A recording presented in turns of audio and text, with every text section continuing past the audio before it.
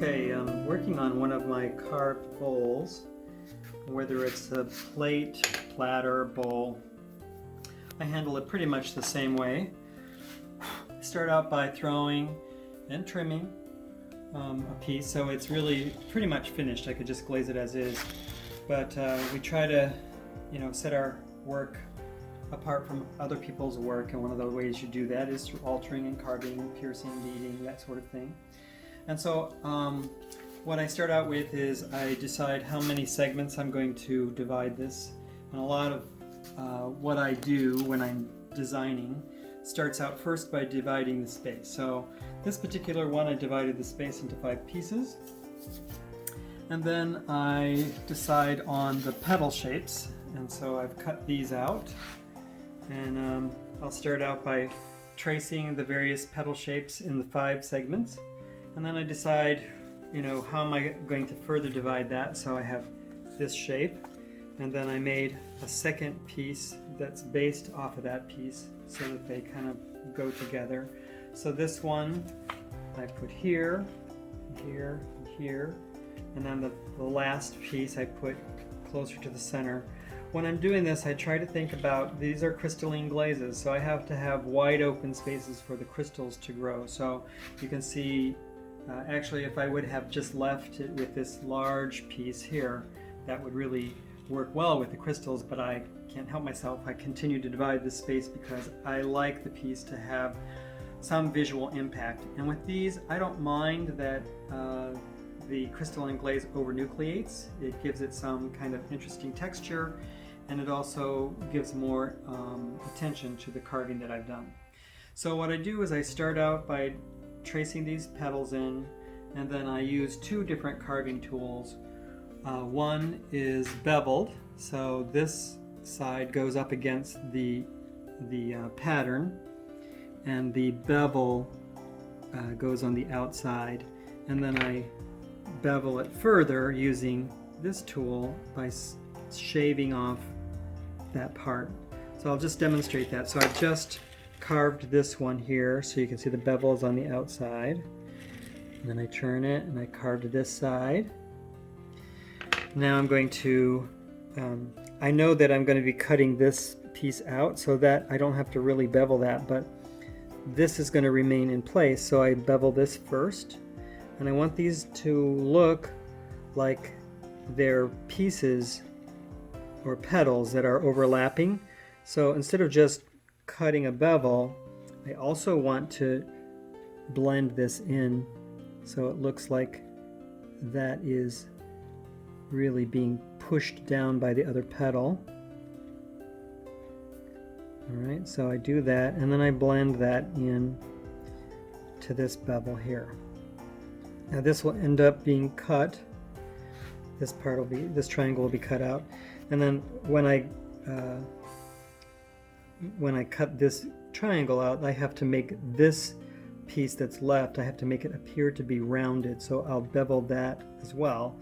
So I don't really need to bevel this here, but I do need to pay attention to this, and also this part here where the tip of the petal.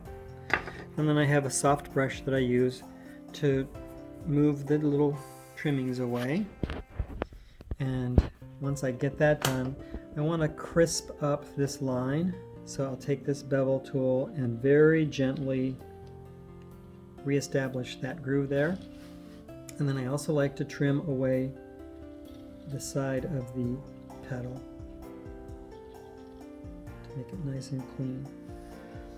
So when I do that, it gives more depth and more voice to each individual petal. Alright, so I'll just continue doing that for all the petals that are left, and these little triangles here will be cut out with an X-Acto knife, and then I round this on this side, and then I have to turn the piece over and round the cuts on the underside so that when a person turns the plate over, it's not sharp, unfinished edges.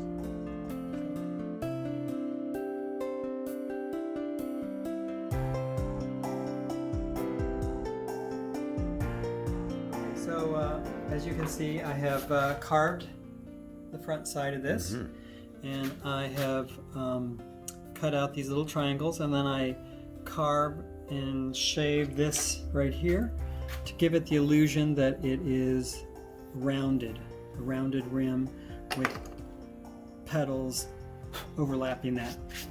Alright, so then what I do is on the back side, these cuts are really sharp. So what I do here on the back side, if you can see, is I just cut that sharp edge off right there like that. I try not to let any of the crumbs fall in here because then they end up on the inside of the bowl or plate.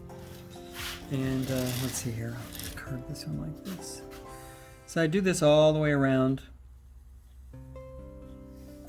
and once that's done,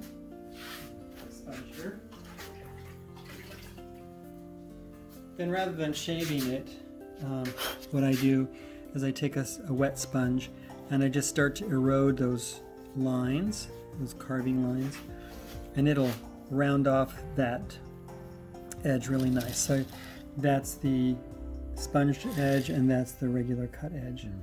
So I will do this, and then when I turn it over, you can see there are hints of the slip that come through on the other side, and I just have to sponge that away. So that is that part, and then I'll be back to show you how I treat the rim, and then I'll do some beading. So this one has carving, beading, piercing, and some underlay.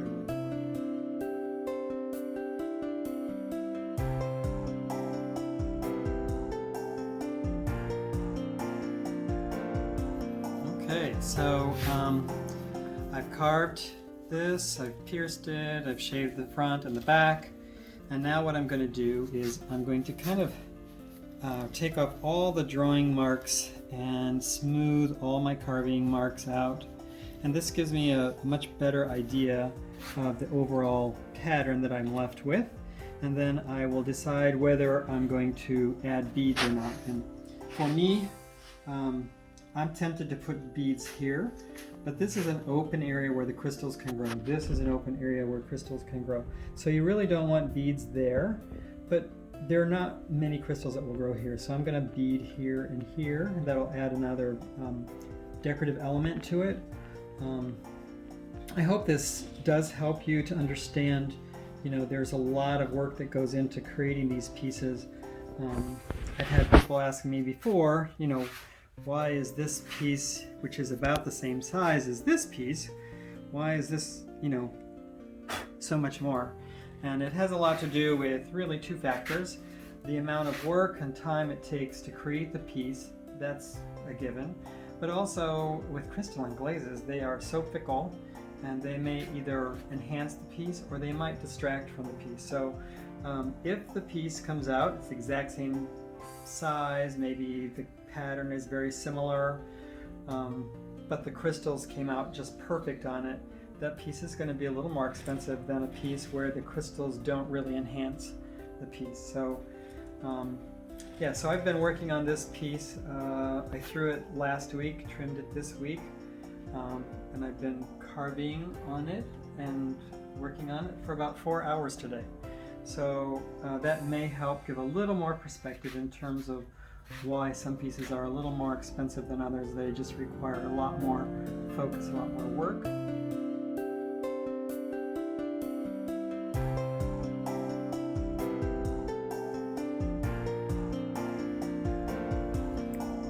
Okay, now that I'm done with smoothing all those sharp edges, if I decide to add any beads, this is the point at which I would add the beads. I want to make sure it's nice and leather hard so that the beads adhere. I have a little squeeze bottle with some porcelain slip in there, and I like to, instead of just adding beads, I like to add beads of various sizes. So the first one is going to be tall, and you'll notice they have a little point on them, and I'll come back and polish that point off later. But I want at least one of those beads to have some kind of size so that the glaze doesn't actually cover it up. sometimes the glaze gets so thick that it tends to cover up these beads. So I used to put beads all the way around the face and they would just disappear, so I don't do that anymore. Alright, so these beads, and then I have one last thing I'll do to the rim. And the reason I do the beads first is once I put the underglaze on the rim, I can't work on the rest of it until the underglaze dries, and usually it's too late to put the beads back on. Okay, so just a little bit of treatment there. Now I'm going to come in with a black underglaze, and I like to turn this upside down and paint a little underglaze on the underside, but I'm just going to do the edge here first.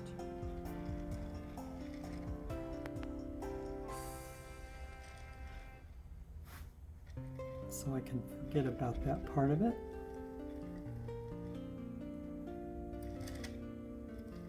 And really, once the glaze is on here, this underglaze is it's not going to disappear, it's just going to change the color of the glaze that goes over it, crystalline glaze. This crystalline glaze will pick up the cobalt that's used to turn this underglaze black, and it'll turn the overlapping glaze sometimes, but not always, into blue. If there's titanium in the glaze, it'll turn it brown. So I'm gonna paint the inside and up against the petal, and then fill in the blanks. And I'll put on 2 layers to make sure it's nice and solid. So I'll do this all the way around, but the reason I'm showing you this is if you look at this part of the plate, it's beautiful, I like it. But if you look at this, once the underglaze is on, you can see it really, oops, trying to work faster for you, but you can see how this petal really pops. So that's the whole purpose of this dark edge around. And it's funny, some people will see this and they'll think that this is an added piece or a piece underneath a carved bowl. But, so that's how we do our carved plates and platters, and I hope if you decide to buy one, hopefully watching me do this will help you realize why it's a little more expensive, and maybe even wonder why it's not more expensive. All right, so thank you.